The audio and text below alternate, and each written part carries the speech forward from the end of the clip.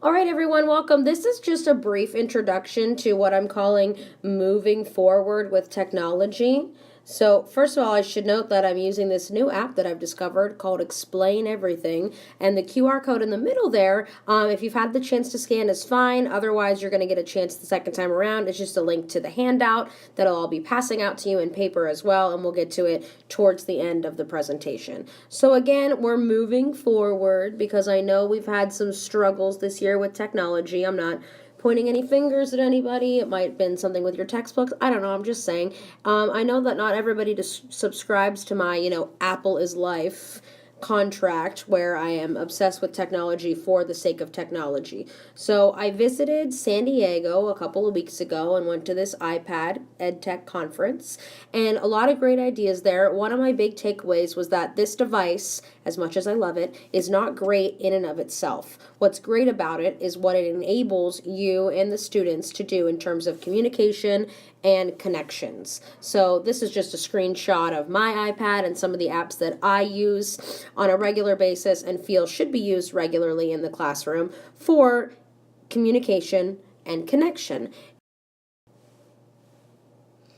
So another takeaway that I had from this EdTech iPad Summit was the idea that new things are always a little bit off-putting to whoever is in charge when those new things occur. So that being said, this is Play-Doh, by the way. Let me label Play-Doh here. And Plato's got this pencil floating around him. Number one, I told you I'm using the app called Explain Everything, and I found out that it can make objects rotate on their own. So I really enjoy that the pencil's moving on its own. And that being said, Plato over here, right, he did not like the invention of the first pencil because he thought that it was going to inhibit people's ability to memorize and to recite and to learn through storytelling and to share verbally. But what it ended up being true is we were able to discover different connections and different ways to communicate through these multiple modalities, and that's what, in a sense, technology helps us to do as well. So moving on, we use technology for our own learning as adults.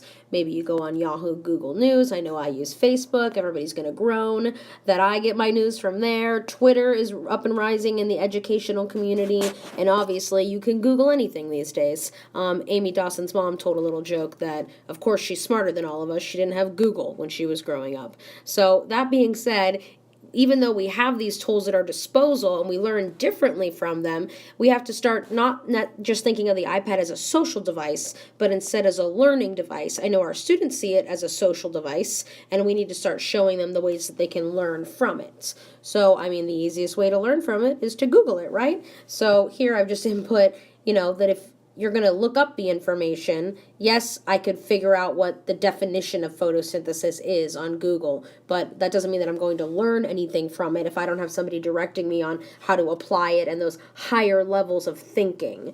So that's what technology helps us to do. And you may or may not be comfortable with technology. Maybe you are more comfortable than others with technology or less comfortable with technology. But it's not really about what app do I have to use and how do I learn how to do this, because there's really no way to master everything about the iPad. I learn something new about the iPad every day, and I have to teach myself something new because something always changes. So there's no way to really master it. It's just about being comfortable tapping around and making mistakes. And that's what we want our students to do. The good news is we are all very comfortable with our content. I'm not so comfortable with everybody's content. I got a little wrapped up in textbooks this year, and then I had to determine that I don't really understand the structure of the math department well enough to figure out their curriculum. So there's a lot that I had to learn this year, and you are all the masters of your content, which is why I turn to you to help me figure out what we need to do in terms of learning in the environment next year. Moving forward, again, I think that this year we maybe got a little bit off track because we were trying to fit sort of this square curriculum into the round technological space. And as I say that out loud, I realize that I probably should have done that the other way because the iPad's square, so maybe it's the square iPad.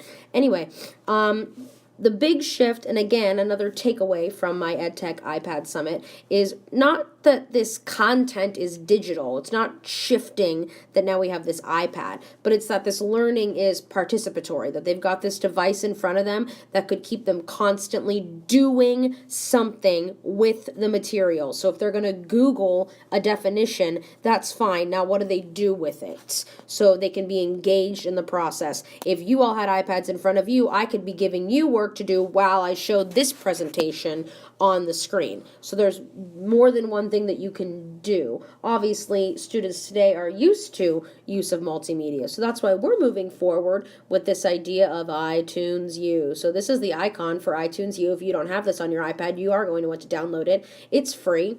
And the reason we're moving forward with iTunes U in the classroom is it helps the students particularly do a number of things. Gives them a checklist of assignments, much more standardized than Edline does. They can physically check them off.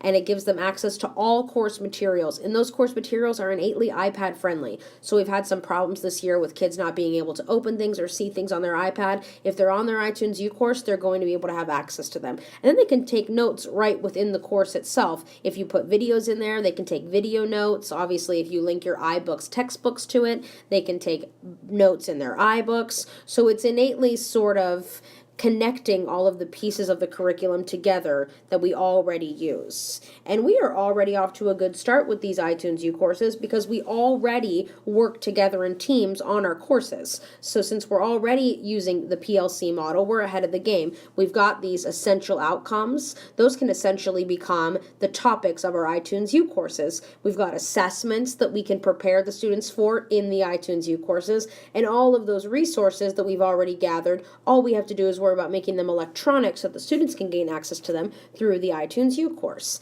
And that's really what was the feedback from most of you on the survey that I did in the semester break, is that many of you are already using your own resources rather than resources from the text that you've received from an outside company. So you've worked hard over the last however many number of years to compile these, what you find are the best resources. Now we just need to get those to the kids. Another couple of interesting and positive things about iTunes U is it makes the curriculum viable. I know we've used that word for PLC before, but basically it doesn't matter who's teaching it, doesn't matter who's looking at the course, it's still the same material, and the kids will get the same learning outcome that they'll benefit from. It's also consistent across the curriculum. So I know I'll be going into classrooms earlier to talk about the how the students involve with the iPad, but the idea that Edline looks so different for all of them, and that this iTunes U course can kind of help to standardize the look of it. And it's also beneficial in your absence, because if you're not in one day, all you have to do is quite simply tell the substitute to have the kids pull up your iTunes U course, and the work will be there for them to complete. That being said, in general, iTunes U is always up to date because you can constantly change it. It's flexible. It can fit the needs of any course in an outline form. It's unique to your course. So whatever your course is, it's basically just a blank slate for you to then customize. So all of these benefits of iTunes U. And the final takeaway here from my EdTech iPad Summit is that there are some technology ideas which are a little bit more daunting, and we say what happens someday. But then there are ideas that I wouldn't call Monday ideas. Maybe not 3 days from now, Monday, but Monday ideas in the sense that they can happen rather immediately. And the reason we are moving forward with iTunes U is because it can be both. You can clearly totally reconstruct your entire curriculum, and everything could be iTunes U, and you could be using no more text but all videos and flip the classroom and all of that jargon that you've heard. But arguably, to institute an iTunes U course, all you need is an outline with attachments, which everybody has, and we can work towards that for Monday. So now we're going to move forward into more of the content here of this iTunes U course. You can see that I have created this explain everything image, which I will be posting on my own iTunes U course. So here's the QR code to help get you started with iTunes U. Again, I've emailed it to you, and there'll be paper copies available, and that way we can all get on track with what is expected of us for the next faculty in-service meeting on April 9th. How to move forward with iTunes U. This is really the content of the curriculum.